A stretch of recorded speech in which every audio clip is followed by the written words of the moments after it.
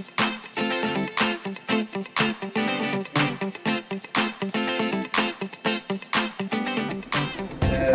dizer que estou muito bem aqui, muito obrigado pelo convite, muito bem acompanhado.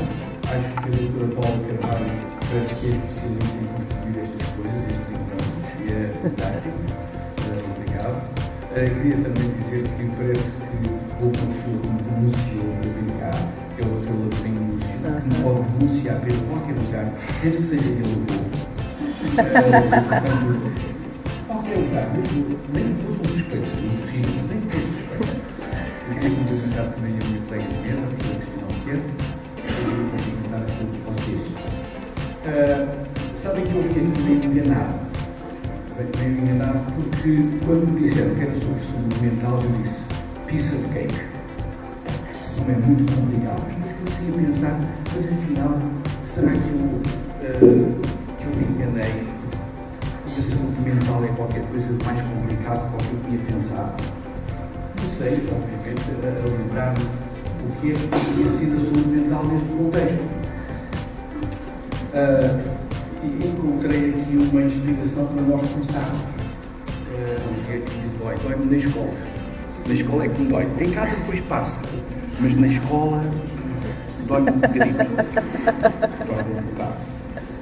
E eu não resisti, obviamente, a falar-vos um pouco sobre uma opinião de saúde mental. Uma opinião. Vocês vão dizer mais uma. Mais uma. Todas as pessoas têm uma opinião sobre saúde mental, não é? Quanto mais não seja da sua. Eu também sou um investigador por conta própria da minha saúde mental, não é? Tento estudar a minha saúde mental por conta própria. Mas toda a gente tem uma ideia sobre o que é saúde mental. E, obviamente, o que aparece quando nós olhamos para os conceitos de saúde mental é como se houvesse uma relação entre o que se tem e a satisfação que se tem em se ter. Isto basicamente era como se nós olhássemos para o que está em baixo e dissesse: eu recebi o que é preciso, eu tenho mais ou menos o que é preciso da minha vida, o que me é exigido está ao meu alcance, não é assim uma coisa de fora do... E, portanto, isto dá para o gasto. Costuma-se dizer no Brasil disso, que é sempre bom não dizer que está tudo bem demais, porque isso dá, como eles chamam, olho gordo. Portanto, devemos sempre dizer, dá para o gasto, vai dando.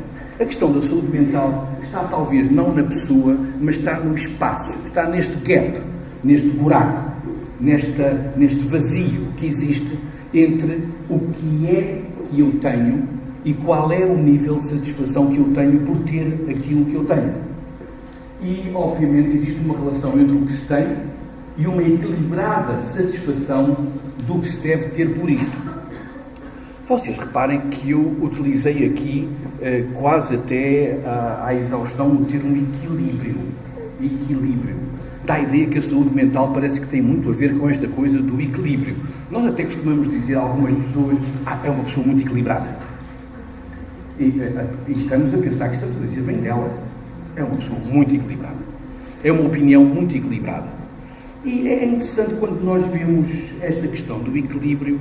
Isto é uma questão complicada. Vocês reparam, quem está em equilíbrio não anda. Só anda quem consegue desequilibrar o equilíbrio. Isto é, se eu me puser completamente equilibrado, bem me podem dizer, vamos ao café. Eu digo, não, porque eu estou equilibrado. Eu não tomo café. Tu não gostavas de... Não, eu estou equilibrado. E, portanto, eu estou equilibrado. Estou homeostático, com um grande estado de bem-estar. Estou equilibrado entre o que eu sou e as exigências do meio. E eu respondi adequadamente às exigências do meio. Fiquei mudo, quedo e equilibrado.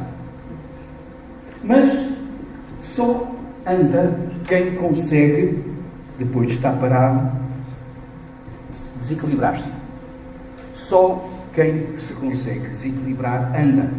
E, portanto, eu gostava de desafiar esta ideia da saúde mental como equilíbrio.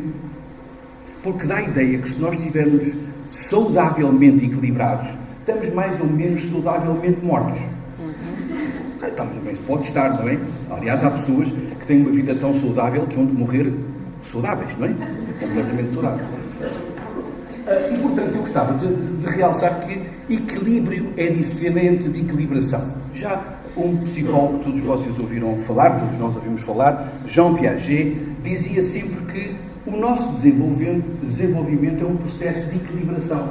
Isto é um processo, de certa maneira, em que nós estamos sempre numa reação circular entre o que é encontrar um equilíbrio que, por sua vez, o Marx dizia que isto é um processo dialético, diria ele, não é? E quando nós encontramos um equilíbrio, esse equilíbrio é a fonte do nosso desequilíbrio, é o ponto de partida para nós nos desequilibrarmos a seguir.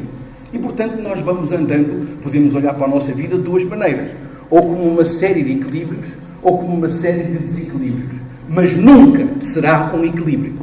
A nossa vida nunca será um equilíbrio. Pode ser uma série de equilíbrios, ou pode ser uma série de desequilíbrios. Portanto, é um processo permanente de equilibração. E entre o equilíbrio e o desequilíbrio estabelecem uma relação circular causal. O que nos causa o equilíbrio é o desequilíbrio. E vice-versa. Vamos acabar com isto, senão daqui a bocado vocês já não podem ouvir falar mais de equilíbrios e desequilíbrios. A saúde mental é igual à felicidade. Lembrei-me do famoso livro do Camilo Castelo Branco, Onde está a felicidade? Nós diríamos, Camilo, está na saúde mental. Era isso? Parece haver uma forte correlação entre a saúde mental e a felicidade, mas talvez não se possa reduzir uma à outra, não é? Por exemplo, nós podemos pensar como se pode ser feliz sem ser alienado em condições de vida miseráveis. Olha, um bom tema para nós conversarmos na segunda parte. Como se pode ser feliz sem ser alienado com condições de vida miseráveis, aquelas infra-humanas. Mas parece inegável que a saúde mental e a felicidade não são independentes, as duas. Não são independentes de condições de vida, de uma vida digna, de uma vida humana, autossuficiente e de justiça. Parece que tanto a saúde mental como a felicidade estão dependentes também deste fator externo. Porquê é que eu estou a puxar para o fator externo? Porque é isto que eu venho cá falar hoje. Eu venho falar da escola enquanto fator externo. Não venho falar dos processos complexos da construção da saúde mental. Não venho falar disso, antes de mais, porque não sei. Mas venho falar, sobretudo, desta questão dos processos externos. Dos processos externos que nos podem levar à saúde mental. E vamos começar a nos aproximar da educação. Uma questão importante é que a educação não é benigna. Desculpem lá se vocês pagaram o bilhete para ouvir falar que a educação era boa, nós devolvemos o dinheiro do bilhete. A educação não é benigna. Nós temos sempre a ideia, aliás, se vocês falarem a qualquer político, é preciso educação, claro. Mas nós perguntamos, mas qual educação? Você está a falar de quê? Nós temos esta ideia, desde que se fala, é como inclusão, não é? Quando se diz inclusão. Aliás, agora eu digo sempre aos meus alunos nas campanhas eleitorais, para eles se porem em frente aos tempos de antena, a contar quantas vezes se diz inclusão. E aquilo é, normalmente até os discursos acabam, e da inclusão. Lá diz quando. E da inclusão. E vamos buscando e tal. Porquê? Porque a inclusão, a educação, há uma série de termos que têm esta aura de serem benignos. Fazem bem a tudo e não fazem mal a nada. São fantásticos. Educação. E eu queria vos dizer que a educação também faz mal. A educação não é benigna. Não é benigna. E vou-vos dar exemplos que vocês conhecem. Se eu pusesse aqui outro diapositivo para vocês escreverem, ia por aqui fora. O stress da escola. A escola dá stress, sim senhor, dá. A escola dá stress. Dá frustração, dá sim senhor. Dá sim senhor. Dá o insucesso, ou cabo dos trabalhos, não é?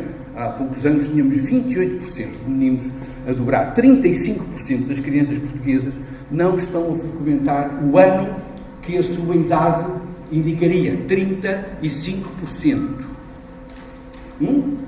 O abandono escolar. Recordistas europeus de abandono escolar. Nós, não até o 9º ano. A partir do 9º ano, nós somos recordistas europeus. Também havíamos de ser bons em alguma coisa com os diabos. Recordistas europeus em abandono escolar.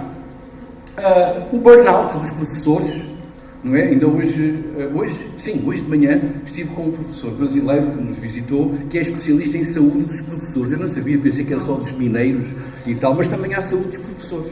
Ele fala muito desta questão do burnout, isto é, de professores que estão absolutamente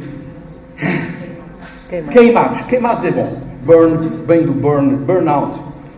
Burnout é queimados e postos na rua, não é? Burnout, professores. A violência da escola. Eu acho sempre muita graça aquelas pessoas que dizem: ai, a escola no meu tempo.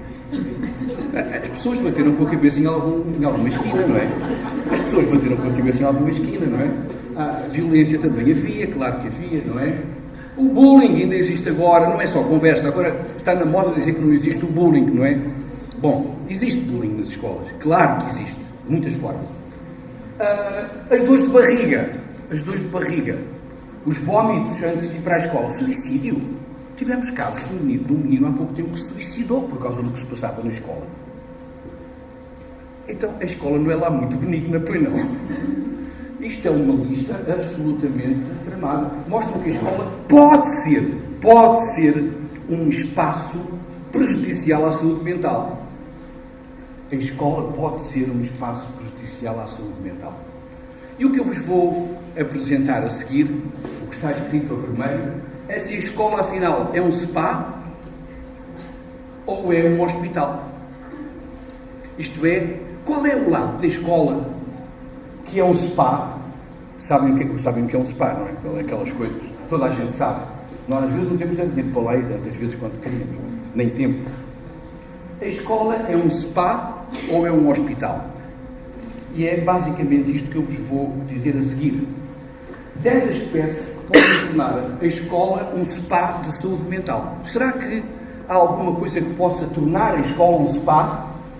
O que está escrito a vermelho é o que é que pode tornar a escola num hospital. Portanto, nós vamos ter 10 questões em que a escola, se fizer certas coisas, talvez, maybe, possa ser um spa. Primeira questão: se a escola souber que lida com seres na época da sua maior potencialidade de aprendizagem e modificação de vida. Deixem-me chamar-vos a atenção que muitas vezes a escola não está tão convencida disso. Acha que os miúdos já vêm muito mal educados de casa e que têm falta de bases. Isto é uma coisa terrível na escola. Têm falta de bases. E a escola esquece de uma coisa absolutamente fundamental. As crianças que a escola educa são as crianças que estão na melhor fase da vida delas por causa da neuroplasticidade. Se não fosse por outra coisa. O que é que quer dizer neuroplasticidade? Em 2 palavras, porque isto levava-nos a uma conversa comprida, a neuroplasticidade quer dizer que não só o nosso cérebro organiza o que está à nossa volta, mas o que está à nossa volta organiza o nosso cérebro. Quer dizer que o nosso cérebro é moldado pela experiência que nós temos e pela ação que nós temos à nossa volta. Só para lhes dar uma ideia, um violoncelista terá uma representação dos dedos da mão esquerda no cérebro diferente, obviamente muito mais detalhada, do que tem uma pessoa que não toca violoncelo. O que é que isto quer dizer? Que o violoncelo organiza a cabeça. Não é só a cabeça que tem a memória para tocar o violoncelo. O violoncelo organiza a cabeça. Quer dizer que nós temos uma possibilidade fantástica de organizar a possibilidade da vida das crianças. Inclusive as estruturas nervosas que vão organizar a vida deles durante todo o tempo. E isso é uma questão fantástica. E, sobretudo, porque isso é uma época privilegiada da vida destas crianças. Já agora que estamos na altura de mais notícias, eu não vou falar nos 132% da nossa dívida. Vocês viram hoje que era uma notícia terrível. Vou-vos falar de uma outra notícia terrível. A nossa plasticidade está fraquita, sabiam? Nós temos uma altura boa para a plasticidade, que é esta altura em que nós somos mais novitos, mas depois começamos a ficar mais rígidos, com menos plasticidade. Quer dizer, há uma altura em que nós achamos que as batatas fritas têm que estar exatamente a fritar durante 3 minutos e meio, senão ficam estragadas. E aí, pronto, já acabou a plasticidade toda. Nós achamos, um filho meu nunca virá isso. Pronto, e já estamos estragados, não é? Mas há uma altura em que nós temos esta plasticidade, em que nós temos esta possibilidade não só de influenciar o mundo, mas também de ser influenciados pelo mundo ao nível das nossas estruturas, cognitivas e nervosas. Onde é que a escola se torna num hospital? É se ela procurar engessar a plasticidade com a rotina e com o stress. Isso é ótimo. Se eu procuro, se assim, senhor professor, eu quero fazer uma árvore vermelha. Opa, tu já viste uma árvore vermelha? Já em New England, sabes? Estive lá, os acers em New England, em Vermont, ficam lindos todos vermelhos. O seu professor nunca viu? Burro. O senhor nunca viu uma árvore vermelha? O senhor nunca viu uma árvore vermelha? Nem quando bebeu um copo a mais, nunca viu um copo de árvore vermelha. Nunca viu. Exceto se procurar engessar a plasticidade, esta possibilidade da diversificação, da pessoa ser influenciada pela sua experiência, com a rotina e com o stress. A segunda questão que pode tornar a escola um spa é se intervier com seres totais, não só com a cognição, mas também com o corpo, com os sentimentos, com as emoções, com a vida social. Nós, como somos um país pequeno, temos heróis nacionais bem conhecidos. Um dos nossos heróis nacionais é o António Damasio, não é? O nosso, que nós ficamos sempre... Eu não sei se ele se sente muito português, mas nós sentimos-no portuguesíssimo, não é? O nosso António Damasio. O nosso António Damasio dizia há pouco tempo, numa entrevista, que quando ele começou a investigar sobre as neurociências, toda a gente se ria dele, porque diziam: ó Damasio, isto das neurociências é sobre cognição. Tu depois puseste a estudar as emoções, tu erraste o alvo, pá, não é isso. Estudar é a memória, a tomada de decisão, isso é que é preciso estudar. E Damasio sempre recusou esta ideia e investigou durante toda a vida as emoções. Qual é o papel das emoções e dos sentimentos na construção da cognição, não é? E até disse que o Descartes se tinha enganado. Não é? O Descartes tinha-se enganado quando disse que existia por causa do que ele pensava. O que Damasio disse: estás enganado, Descartes. Tu existes porque tens sentimentos. Tu existes porque tens emoções.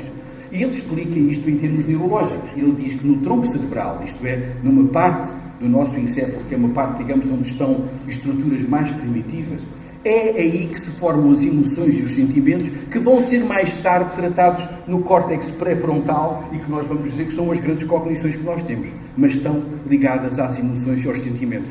Mais uma vez, isto não é nada de muito novo. Toda a gente sabe, ainda agora a professora Cristina Albuquerque disse que não é possível ensinar uma pessoa que não quer aprender, não é? As emoções estão ligadas à cognição. Bruxo, claro que estão. Claro que estão. Não se pode ensinar uma pessoa que não queira aprender.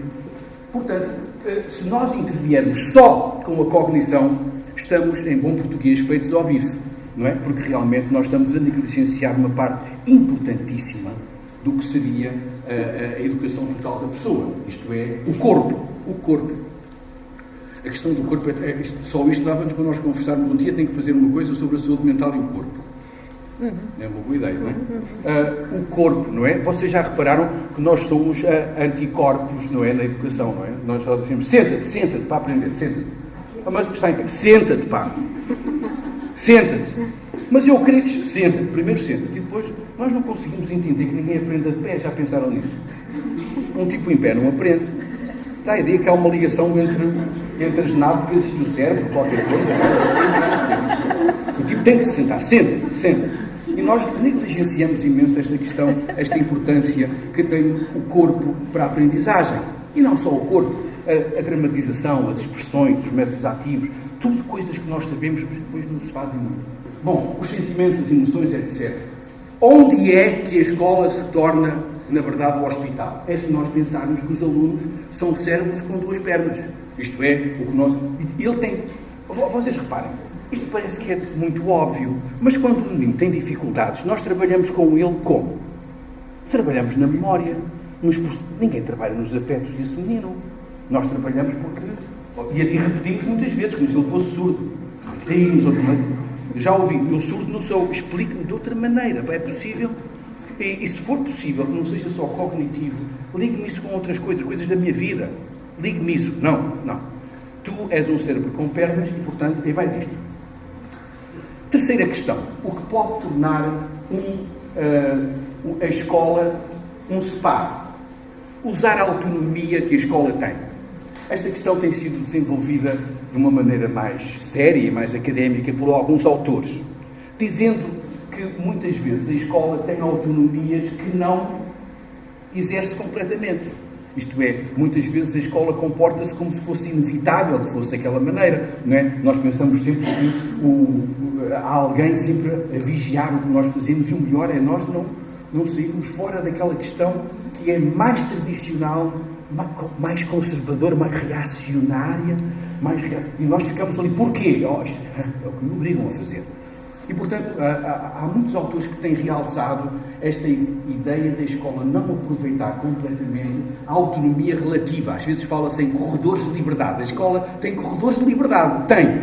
Completos. Não. Porque senão então estavam tontinhos, não é? Achavam que eram Napoleão Bonaparte. Não. O que a escola pode é aproveitar esses espaços de liberdade. E há muitos espaços de liberdade. Há um pedagogo que vocês todos já ouviram falar, e que é uma pessoa que é minha amiga, que é o Sérgio Nisa, que ele diz uma coisa muito interessante. Ele diz que os professores têm o poder da porta. O poder da porta. E o poder da porta quer dizer que pode haver muitos regulamentos, mas depois a gente fecha a porta e faz outra coisa. Pode fazer uma coisa ligeiramente diferente. Ninguém nos obriga a ser assim quadrados, ou redondos, ou pentagonais. Nós, fechando a porta, podemos assumir várias formas. Nós não usamos a nossa autonomia, e aqui vem o hospital, se nós pensarmos que o Big Brother is watching you, não é?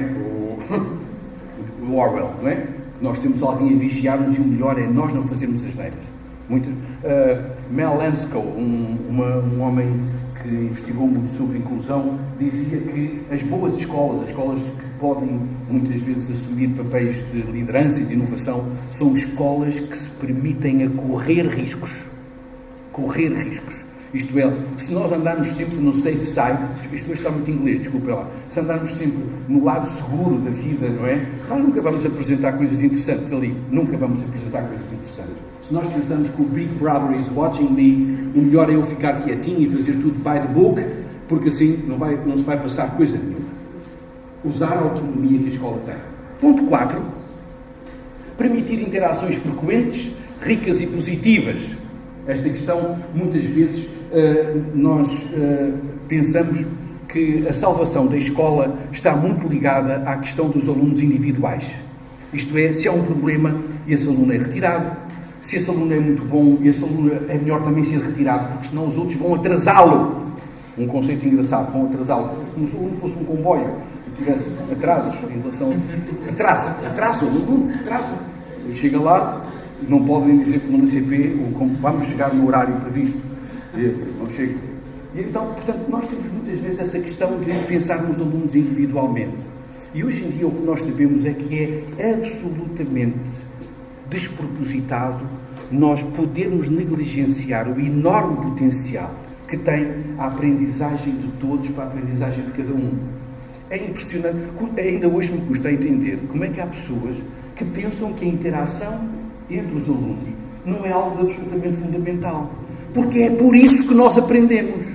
Se vocês souberem o que vocês aprenderam até hoje, a percentagem que vocês aprenderam nos livros ou em qualquer outro lugar é ínfima, comparado com aquilo que vocês aprenderam com as outras pessoas, com aquilo que vocês aprenderam em interação, com aquilo que a gente aprendeu por imitação, ou por rejeição, ou por identidade, ou por tanta coisa.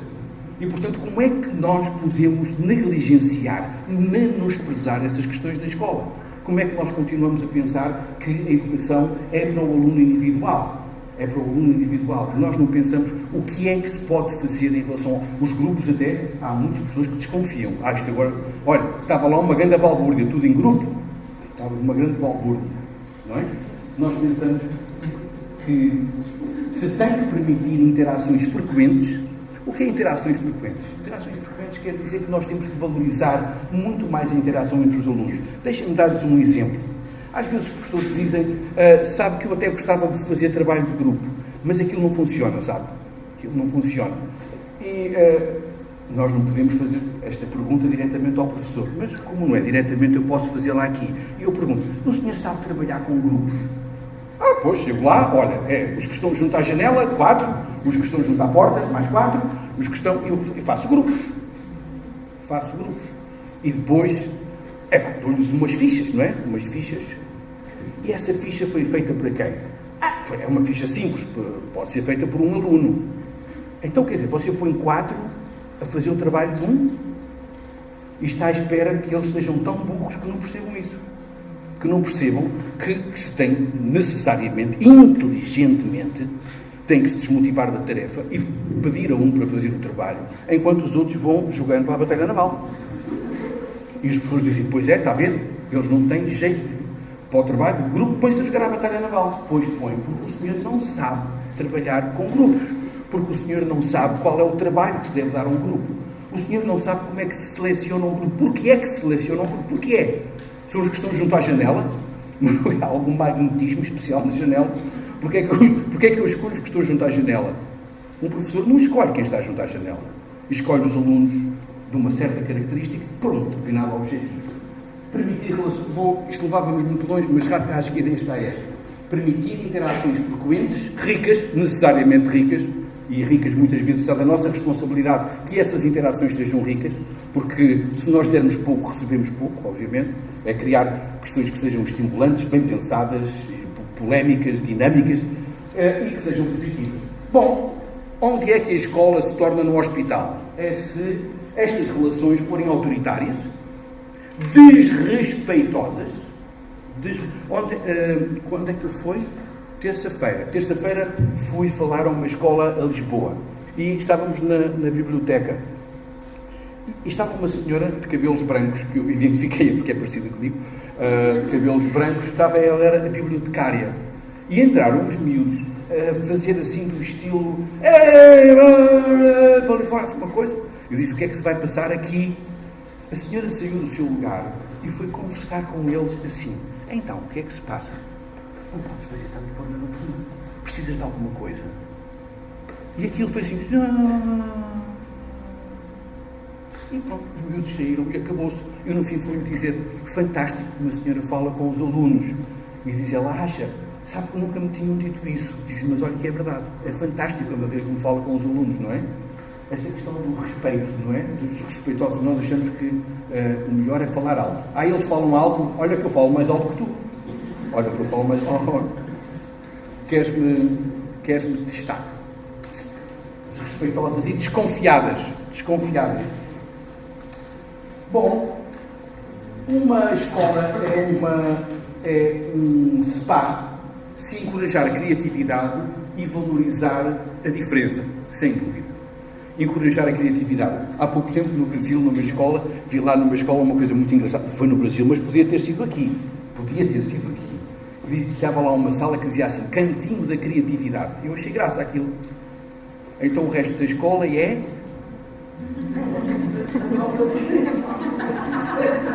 Isto deve ter uma mensagem qualquer. Quando eu vou ali para o cantinho da criatividade, é árvores vermelhas, cor-de-rosa. Nas outras, as árvores são todas verdes, exceto...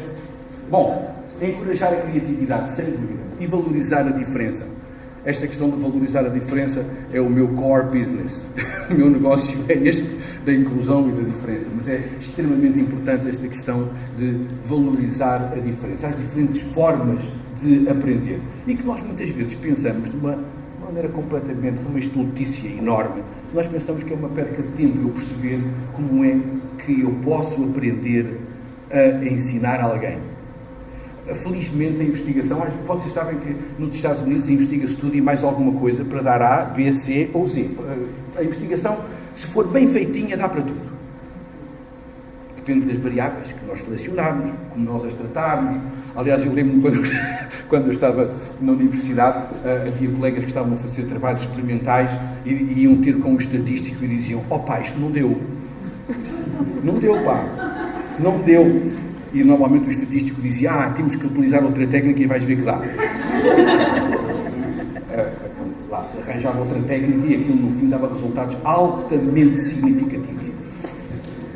O que eu quero dizer é que nós continuamos a menosprezar a questão da diferença e de como é que nós podemos aprender melhor através das diferenças dos outros. Mas o que eu queria dizer é que a investigação, há pouco tempo foi publicado um artigo muito interessante sobre 10 formas de aprender. 10 formas de aprender o mesmo conteúdo. Deixem-me ver se eu consigo explicar isto depressa e claro. Vocês imaginam um determinado conteúdo e 10 formas de aprender este conteúdo. encontramos um conjunto de meninos que aprenderam este conteúdo, cada uma destas 10 formas diferentes. Passado um mês, foi-se ver quais eram os meninos que se lembravam melhor daquilo que tinham aprendido. Ok? E, fazendo uma longa história curta, vocês estão a ver agora o que é que se fazia. Aqui um trabalho de grupo fantástico. Eu escrevia aqui as formas e vocês diziam o que é que achavam que tinha saído. Mas eu, para vos tirar dessa terrível ansiedade, vou-vos já dizer o que é. Sabem qual é a forma de aprender que dá mais estabilidade àquilo que se aprendeu? É ensinar aos outros aquilo que nós aprendemos. Os alunos que ensinaram aos outros, isto é, que aprenderam, mesmo incipientemente, mas que tiveram de ensinar a outra pessoa o que eles aprenderam, foram os que mais tempo perceberam e ficaram com esse conteúdo. E depois eu até me lembrei que eu tenho uma história pessoal relacionada com isso, sabem? Eu nunca fui um grande aluno na matemática. Agora já posso confessar isso, isto era uma vergonha da família, não é? Mas já posso confessar isso, eu nunca fui um grande aluno na matemática. Ia dando para o gasto. Ia dando para o gasto, ia passando, assim, res, vers, campo de Ourique, lá ia passando. Houve uma altura da minha vida mais complicada e que eu precisei de ganhar dinheiro, de uma forma honesta, obviamente. E o que me apareceu foi que eu podia dar explicações. Quais foram os alunos que me apareceram para explicações? De matemática. E eu, que desgraça, eu tive aquele dilema, o que é que vai fazer? Olha, primeiro devo-vos dizer que eu fui um excelente explicador de matemática. Isto é, os meus alunos passaram. E sabem o que é que se passou? Eu melhorei imenso. E eu melhorei imenso porque eu estava a explicar a matemática aos alunos e estava a dizer: ai, é por isso. Agora é que o 2x me fintou o 2x mais... Oh, é isto, não é? E de repente, eu se andasse lá mais um ano e ainda me tornava para um aluno na matemática. Porquê? Porque quando nós ensinamos, nós temos que fazer que se chama muitas vezes cognitive mapping, não é? Eu tenho que fazer um mapa cognitivo, tenho que fazer uma representação daquilo para mim. E a partir daí, obviamente, que os conhecimentos ficam muito mais estáveis, ficam muito mais seguros e ficam, sobretudo, muito mais transferíveis para outras coisas. Bom, exceto, claro, se a escola encorajar a criatividade e valorizar a diferença, é SPA. Mas, se procurar a transmissão, hoje em dia fala-se tanto disto, não é? Até há pessoas responsáveis, ministeriais, que falam muito desta questão, que é muito importante a questão da transmissão. Um professor que ensina e os alunos que aprendem, aquela coisa do vasos comunicantes, não é? Transmissão, a repetição e a homogeneidade. A professora Cristina Albuquerque já falou da questão da homogeneidade, acho que não vale a pena falarmos mais. Sexto, onde é que a escola é um SPA? Se usar múltiplas formas de linguagem e de relação. Mas há várias formas de linguagem e de relação? Parece que sim. Aliás, uma das grandes preocupações que nós temos atualmente é como é que a escola está a fazer um braço de ferro em relação à forma como a escola pensa e à forma como os alunos pensam. Vocês já repararam nisso? A escola sempre teve um pouco isso. Historicamente, a escola sempre teve esta função de superação da família e da sociedade. É por isso que foi criada a escola, senão toda a gente teria educado em casa, não é? A escola foi criada numa lógica de superação da família. Traz cá o teu filho, que nós educamos melhor o teu filho do que tu. Basicamente, é por aí assim. Mas vocês reparem, nós estamos atualmente a fazer um enorme braço de ferro entre o que as crianças sabem, o que elas valorizam, a maneira como elas se expressam e a maneira que valoriza e que se expressa a escola. Eu acho muita graça porque sabem que eu tenho uma filha com 9 anos. E no outro dia fiz até uma fotografia dela que eu próprio achei graça. Claro, aliás, isto é uma das questões da saúde mental, é a gente achar graça a nós próprios, não é? Desde que não seja demasiado. Mas, então, eu fiz uma fotografia porque eu achei ela anda a fazer pulseiras de elásticos. Conhecem essa coisa? Bom, eu hoje não trouxe a minha, mas eu tenho uma pulseira de elásticos azul e branca, que me fica péssimo, mas eu perto dela tenho que usar. Bom, mas então ela faz pulseiras de elástico. E no outro dia, eu estava a vê-la sentada no chão com um tablet. E ela foi buscar à internet um tutorial em inglês para explicar como é que se fazia uma borboleta. E então ela estava a fazer uma borboleta com elásticos. E obviamente que, isto é, eu posso fingir que não vi, Mas quando a gente abre os olhos, eu digo assim, está aqui uma miúda com 9 anos que pegou num tablet, que ligou o tablet, que teve acesso à internet, que foi pesquisar a informação, que selecionou aquele tutorial, que percebe que o tutorial lhe diz em inglês e ela vai seguindo, step by step, até fazer a borboleta. Fantástico. Sabem o que é que aconteceu à minha filha no dia seguinte? Foi fazer os exames nacionais do 4º ano. Estão a ver o braço de ferro? O braço de ferro está aqui. O braço de ferro é que a minha filha é fluente, coitadinha, o que seja, mas ela domina esta linguagem, mas a escola diz isto é disparados. Tu tens que saber fazer o exame. E é por isso que é completamente cómico aquelas pessoas que dizem antigamente é que nós sabíamos. Antigamente era fantástico. Antigamente, na 4ª classe, nós sabíamos mais que estes tipos agora no ano de escolaridade. Bem, sabem qual é o problema? Eu já ouvi professores a dizer isto aqui não é perigosíssimo, é tiro no porta-aviões, isto é gravíssimo. Mas também já disseram. Portanto, o que é que eu quero dizer?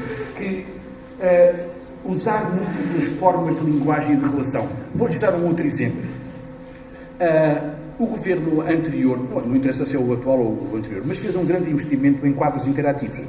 Foram comprados 10.000 quadros interativos para as escolas. Muitos destes quadros interativos só lhes falta ter um NAPROM em cima, tem assim um NAPROM. E quando vêm os visitantes, temos aqui a cantina, aqui o quadro interativo. E nós dizemos assim, senhora escola, os miúdos agora aprendem mais com uma linguagem audiovisual. Aprende, sim, senhor. E o senhor usa? Não, senhor. Estamos nesta situação. É isto que eu quero dizer com o braço de ferro. Que nós estamos, muitas vezes, nós sabemos que as crianças aprendem de outra maneira, que as crianças têm outro tipo de necessidades de relação, outras formas de ser e de aprender, mas nós continuamos teimosamente a dizer, não, isso são disparados. Aprender e ser era como era antigamente. Isto, obviamente, faço ali uma referência à teoria da mente e aos neurónios de espelho. Hoje em dia, em termos neuropsicológicos, toda a gente já ouviu falar dos neurónios de espelho, que está tudo excitado com os neurónios de espelho. Sabem o que é neurónio de espelho? Não? Ah, que bom. Pronto. Para o tempo, se faz favor, que esse tempo não conta. Em 2 palavras, isto é assim. Um investigador italiano, nos anos 90, estava a fazer uma experiência com macacos e estava um macaco todo ligado. Imaginem a cabeça de macaco toda ligada, não é? E esse macaco, quando estava ligado, e num intervalo da investigação, esse macaco estava a olhar para um outro macaco que estava em frente a ele. E o outro macaco estava a fazer, como lhe compete, macaquices, claro, cheios, a fazer umas coisas. E os investigadores ficaram admirados porque, à medida que o outro macaco fazia macaquices, todos os receptores que estavam no cérebro do macaco que estava em análise começaram a ser ativados como se fosse um macaco que estava quieto a fazer macaquices. Eles ficaram que isto deve estar avariado, bateram naquilo, mas não, é verdade. O facto do macaco estar a olhar para o outro macaco que estava a fazer movimento, mesmo estando ele parado, implicava que ele ativava os mesmos circuitos neuronais como se ele estivesse a fazer aquele movimento. Isto foi uma bomba, apareceu muito interessante. 2010 constatou-se a existência de neurónios de espelho nas pessoas. Isto é, nós temos também neurónios de espelho. A gente já sabia, não é? Vocês já viram um tipo a ver o futebol, não é? Mesmo que não seja andou lá, chega lá, e quando vai, não é? Chega para trás, para ver se passa a bola, chega à frente. Nós já sabemos, mas isso já é mais que o neurónio de espelho, porque ele mexe-se. Mas quer dizer que, estão a ver o que é que isto quer dizer quando nós dizemos, não sei o que é que ele está aqui a fazer, não está aqui a fazer nada. Palermice, não está aqui a fazer nada, claro que está. Os neurónios de espelho disseram-nos que a simples observação de outra pessoa é um dado importantíssimo para a nossa melhoria, para a nossa aprendizagem e para nós adquirirmos competências a partir da experiência dos outros. Vocês vão me dizer, tudo? Não, claro que não tudo. Precisamos do hands-on, precisamos de mãos na massa, precisamos da mão na massa. Mas os neurónios de espelho dizem-nos também que nós podemos aprender a partir da simples observação de outras pessoas. Já sabes fazer isto? Olha, eu saber não sei, mas já vi. Ajuda. Já vi uma pessoa fazer isso, não é?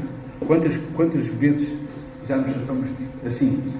Exceto, onde é que é a escola ou o hospital? Exceto se ela decidir fazer um braço de ferro com as novas formas de ser e de aprender e desvalorizar a aprendizagem social. A perspectiva do Bandura, da aprendizagem vicariante, de eu aprender por intermédio de outra pessoa. Bom, 7. A escola é um spa se acreditar que desenvolve uma atividade com uma elevada importância social. Sem dúvida. Vocês reparam, ser professor tem um impacto social extraordinário. Claro que ultimamente nem tanto. Mas nós professores, ou vós professores, ou os professores, têm este enormíssimo impacto social. Sobretudo em termos de dois aspectos. Em termos de equidade, da criação de equidade, quer dizer, de nós podermos, através da educação, reduzir ou menosprezar as grandes diferenças dos sapatos que as pessoas trazem, Bourdieu, os sapatos que as pessoas trazem, mas também a questão do elevador social.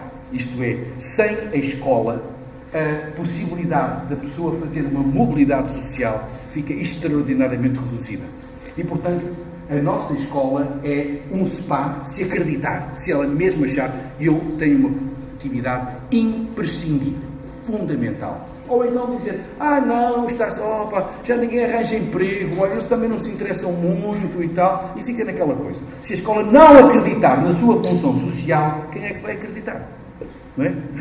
Ninguém acredita que aquilo vai servir para alguma coisa. Tu podes emprego, está tudo fraco, está mal para todos, etc.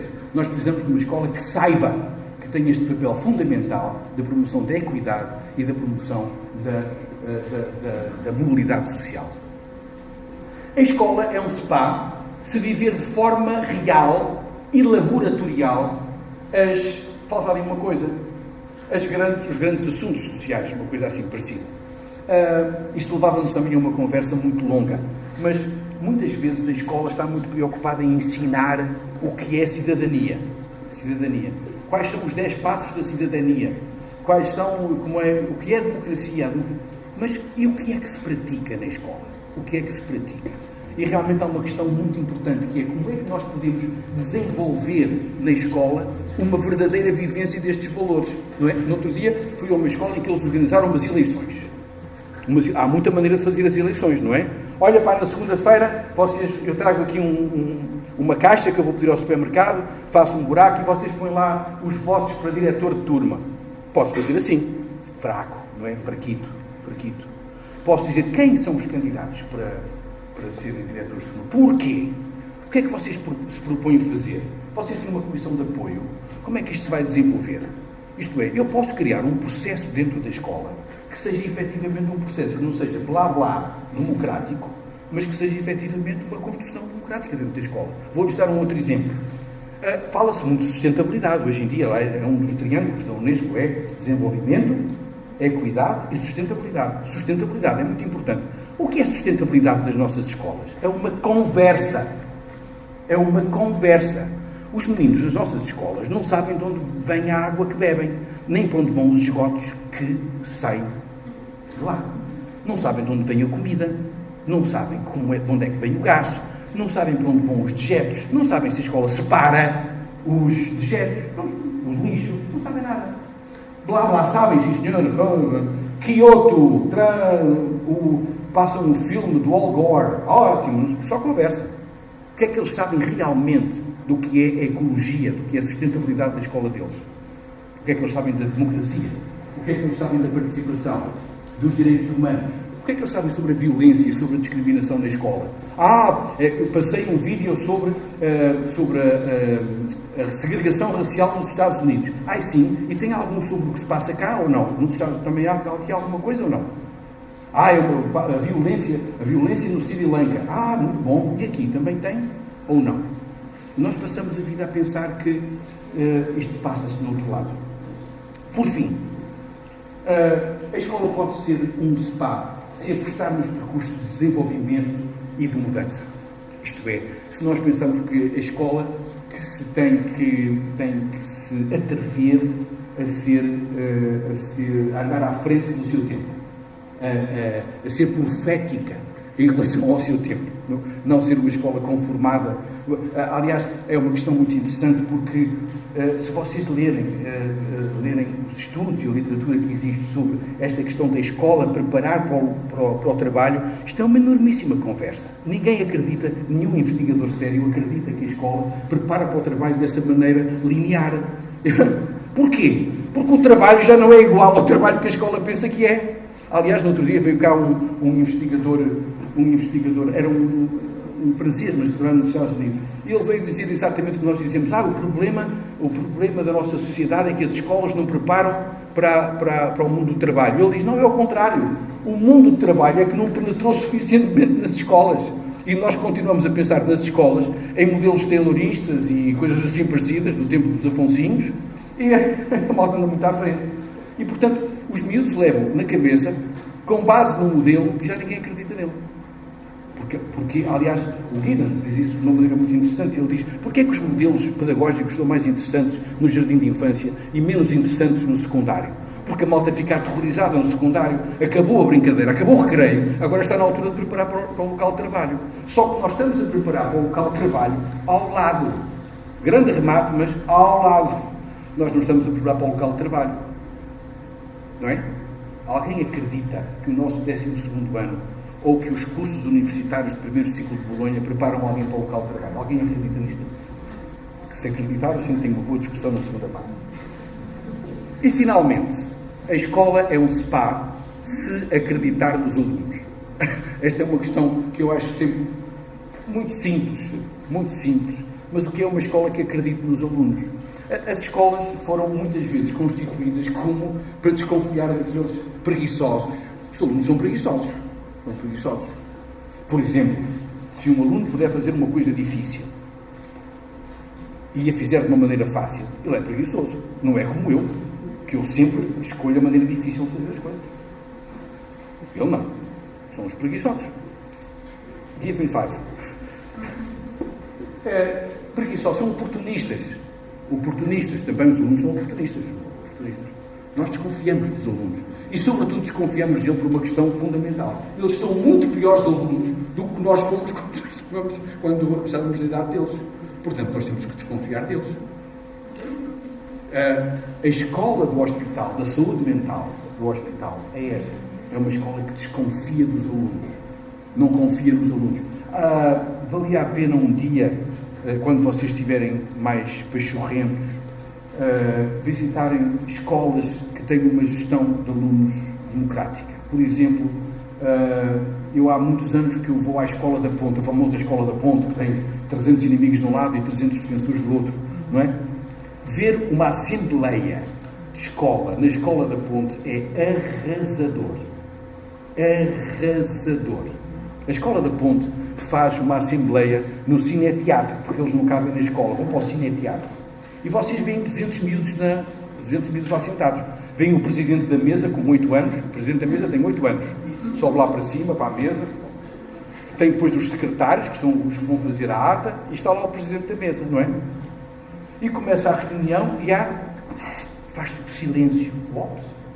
Começa a haver um burburinho e diz assim o presidente da mesa: olha, vocês façam silêncio, senão depois vocês não têm consciência naquilo que votam. Entretanto, há um barulho ao fundo da sala e diz o presidente da mesa: os professores também têm que fazer pouco barulho, hein?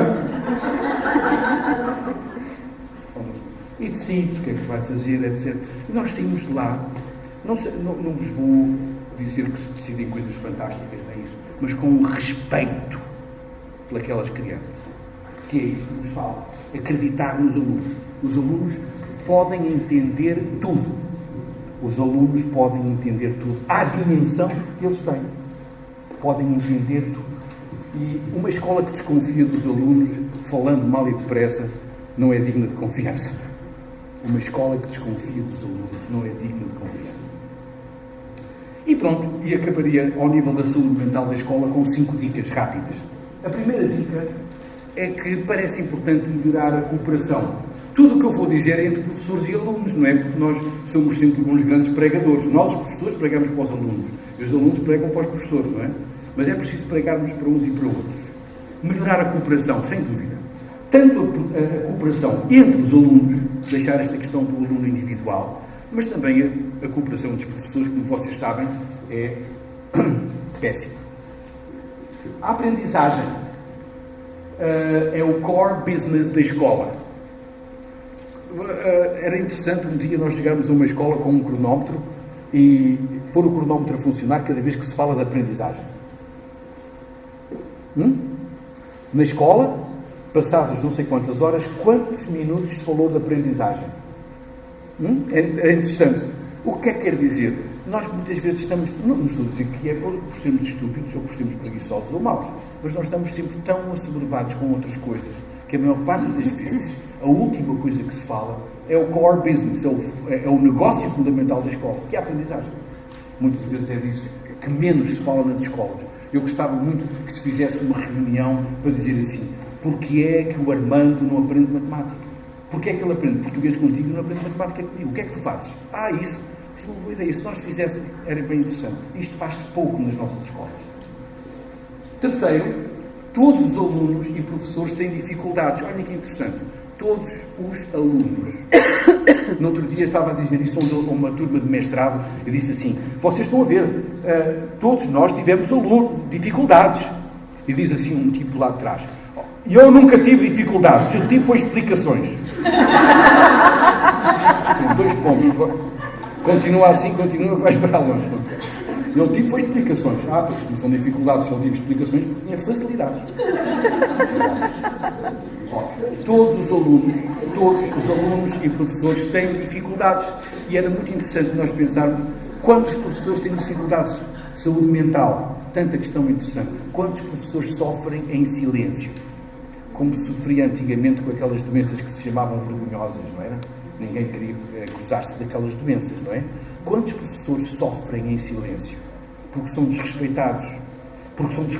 No outro dia, isto levava-nos a uma conversa longa, no outro dia, um aluno meu veio-me dizer: eu quero fazer uma tese sobre inclusão. Disse: que interessante, inclusão é o meu assunto, muito bem.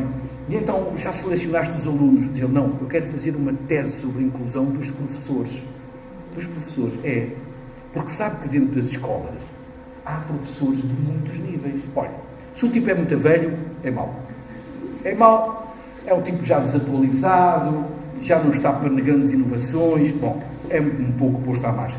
Se ele é novo também, coitado, ainda não percebeu nada do assunto. Portanto, olha, tu, caladinho, que tu ainda não percebeste o que isto é, não é? Depois, dentro dos professores, vamos considerar os que estão nem muito velhos, nem muito novos, há os professores de música. Professor de música, espera aí, está bem, pronto. Está tudo em sol menor, está bem. Professor de educação física, não. Eles não têm que planear aulas. Não. Olha, e também, vamos lá ver.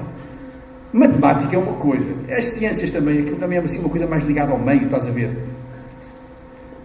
É interessante nós pensarmos que os professores têm eles próprios processos de exclusão e de diferente valorização dentro da escola. Não tem?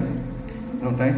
É claro que a gente só vê se tiver vista, não é? Se não tiver vista, diz que o grande problema da escola é a inclusão dos alunos com deficiência. Conversa. O problema da escola é outro. A saúde mental não é uma empresa individual, ou não é uma empresa só individual. A saúde mental é também uma prática institucional. É como é que eu posso criar instituições que sejam saudáveis em termos mentais, que valorizem as pessoas, que respeitem as pessoas, que informem as pessoas, que decidam com as pessoas, que valorizem as pessoas em termos profissionais. A saúde mental não é só uma empresa individual. E, por fim, a última dica é tratar os outros como nós gostaríamos de ser tratados. Eu digo aqui, onde é que eu já ouvi isto, não é? Onde é que eu já ouvi isto? Tratarmos os outros como gostaríamos de ser tratados. E pronto, basicamente é só para vos dizer que às vezes também nos aparecem nas turmas pessoas em dificuldade. E ficava por aqui. Obrigado.